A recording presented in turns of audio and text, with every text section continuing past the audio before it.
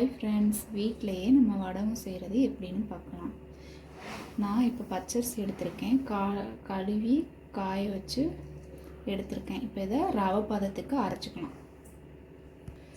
இப்போது இந்த ரவை பதத்துக்கு அரைச்சி எடுத்து வச்சுருக்கேன். இப்போ நம்ம தண்ணி சேர்க்குறத பார்க்கலாம். அளவு பார்ப்போம். இந்த கிண்ணத்தில் 1 கிண்ணம் அரிசி எடுத்தேன். இப்போ இதில் 5 கிண்ணம் தண்ணி ஊற்றிக்கலாம்.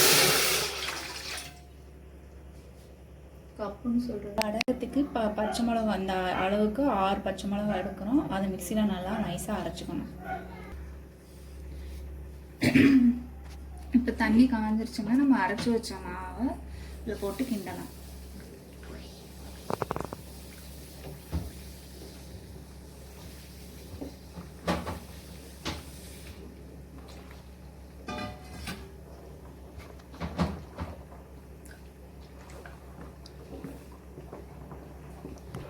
இப்போ பச்சை மிளகா அரைச்சி வச்சுருக்கோம், அந்த விழுது போடணும்.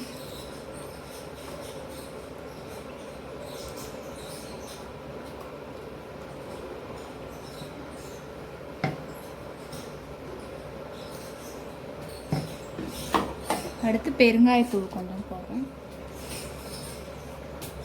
கட்டி பெருங்காயமாக இருந்ததுன்னா தண்ணியில் கொஞ்சம் கரைச்சி அந்த தண்ணியை கூட சேர்த்துக்கணும்.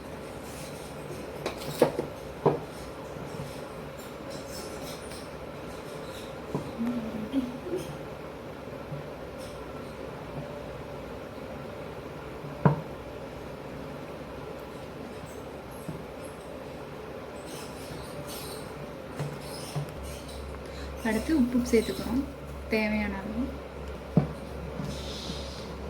இதை ஒரு 25 நிமிஷம் இதை ஒரு 25 நிமிஷம் அப்படியே மூடி வச்சிட்டோம்னா வெந்துடும். கரெக்டாக இருக்குங்க. அப்படியே உங்களுக்கு கெட்டியாக இருக்கிற மாதிரி இருந்துச்சுன்னா கொஞ்சம் சுடுதண்ணி காய வச்சு ஊற்றிக்கலாம். பொருள் இதில் லெமன் கொஞ்சம் புழிஞ்சுட்டுக்கோங்க. புழிஞ்சுட்டா கொஞ்சம் நல்லா இருக்கும். ஒயிட்டாக கலராக இருக்கும். டேஸ்ட்டும் கொஞ்சம் நல்லா இருக்க மாதிரி இருக்கும். இப்போ நம்ம ஜீரகம் போடுறோம். இதுக்கும் நான் ஒரு 3 டேபிள் ஸ்பூன் ஜீரகம் போடுறேன்.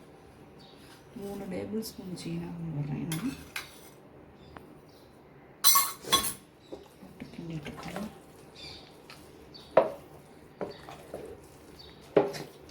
நம்ம இறக்குறப்ப தான் ஜீரகம் போடணும், இல்லாட்டி ஒரு கசப்பு தண்ணி மாதிரி ஆகிடும்.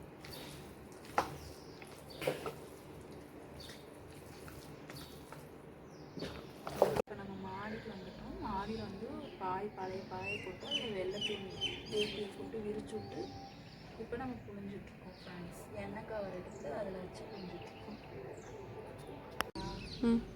ஃபைனலி புழிஞ்சு முடிச்சாச்சு.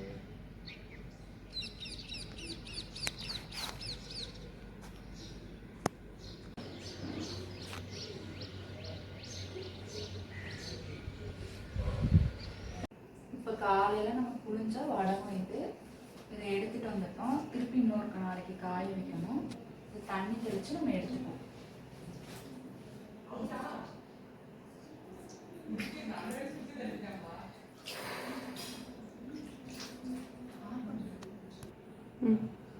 தண்ணி தெளித்து எடுத்தோம்னா நல்லா ஈஸியாக வந்துடுங்க. இது திருப்பி இன்னொரு நாளைக்கு நம்ம காய வச்சுட்டு பொரிச்சு காட்டுறேன் உங்களுக்கு எப்படி இருக்குன்னு பாருங்கள். இப்போ இதை நம்ம 2வது நாளும் காய வச்சு எடுத்துட்டோம். இப்போ நம்ம பொரிக்கலாம். பொரிச்சு நான் உங்களுக்கு எப்படி இருக்குன்னு காமிக்கிறேன். எண்ணெய் ஊற்றி காய வச்சாச்சு. எண்ணெய் காஞ்சிருச்சு. இப்போ வடகத்தை பொரிக்கலாம் வாங்க.